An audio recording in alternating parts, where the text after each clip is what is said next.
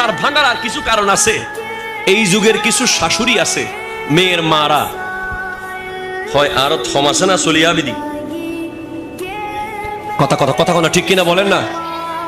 তোর জামাইর হলে আলাদা হয়ে যা, আছে না নেই? অথচ আগে কি বলতো?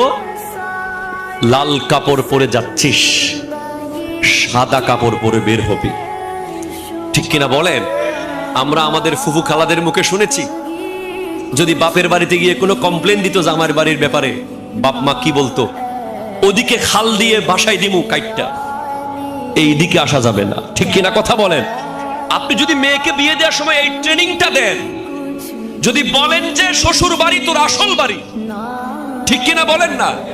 এই দিকে আসা যাবে না, ওখানে থাকবি। অনেক বেশি অন্যায় হলে সেটা সবাই দেখবে, কিন্তু একটুতে কিছু হইলেই আমার বাপ অমুক কইয়া যদি লাফ মারে, তাহলে সংসার টিকানো সম্ভব নয়।